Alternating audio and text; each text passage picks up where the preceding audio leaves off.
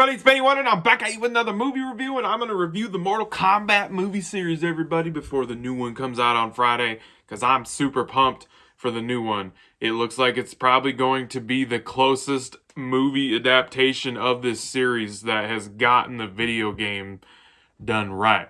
So, but today, we are starting it off with 1995's Mortal Kombat, everybody, the original Mortal Kombat movie.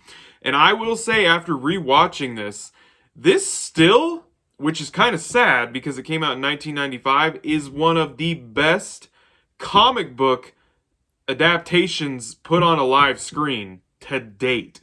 Even in this year of 2021, this still is one of the best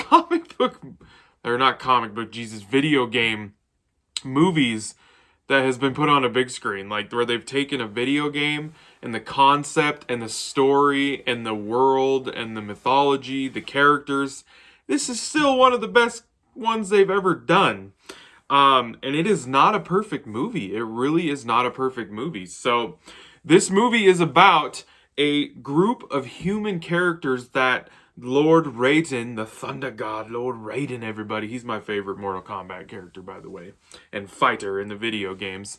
He gathers these group of human characters to participate in the tournament of Mortal Kombat, where they are trying to defend the realm of Earth from the bad people, everybody, Shang Tsung and Shao Kahn of Outworld. So, because the tournament basically makes it so that if you win 10 tournaments in a row, they can basically overtake other realms and everything. So the tournament is designed to basically keep all the realms at bay and in peace and safe. But, you know, the Outworld realm wants to basically destroy everybody and take over everything. So, but yeah, that's the basic gist of the story. And I gotta tell you, this game is loaded, or movie, Jesus, I keep talking about games.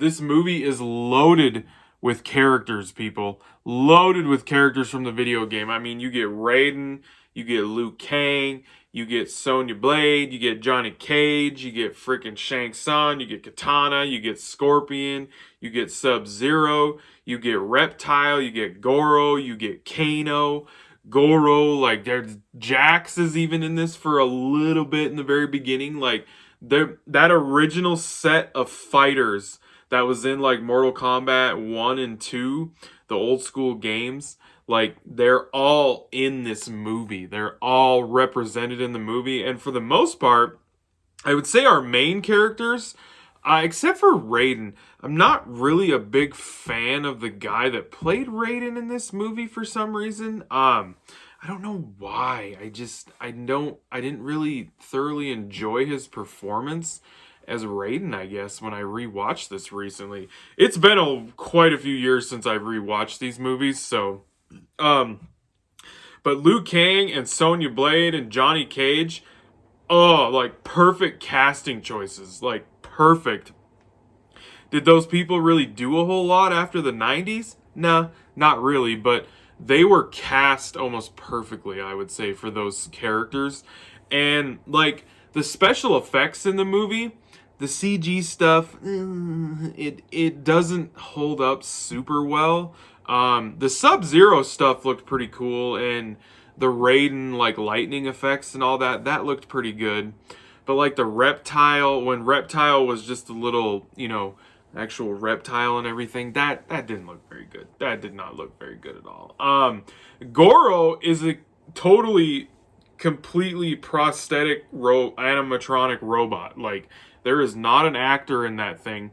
It is completely robotic and everything. And you know what? I actually think it looks pretty good. Like, for what it is, you can tell that it's an animatronic, like, prop and a robot that people were controlling. You could tell that. But it actually looked pretty good. I'm excited to see the new one, the actual full CG one that will probably look pretty damn good in the new movie, just so we could actually see him really do some fighting. Because you get to see Goro fight about 2 or 3 times in the movie, but it is limited because of him being an animatronic robot. So, and that's another thing too, is the fights are great in the movie, because that's what the core of this movie is them fighting. It's Mortal Kombat. Like, and we get the classic poses, the freaking actual moves, like freaking Liu Kang doing his freaking, you know, bicycle wheel kick and everything, and you even get that little sound in there that he makes.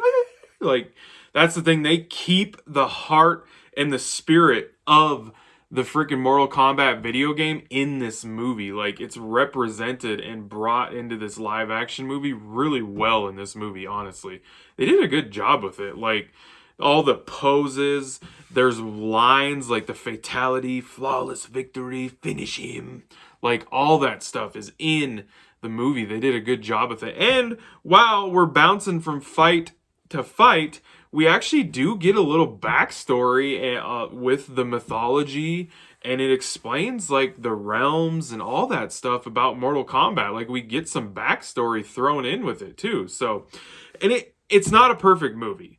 Some of the lines are they're really cheesy. Some of the acting's kind of poor. The special effects, you know, it's 95. They probably could have been better if they had a little more money and time maybe to put into it. But overall, honestly, for a movie that adapted a video game back in the mid-90s, it's still a pretty good movie, especially a video game movie, because there's been a lot of stinker video game movie adaptations out there of people putting something on the big screen that had no idea about the freaking source material. At least this one, they respected the source material, and they did their damnedest job back in the mid-90s with the budget they had to put something on the screen that was as close as they possibly could to the Mortal Kombat video game, everybody. So yeah, guys, that was my review for 1995's Mortal Kombat, and I'm going to give this one freaking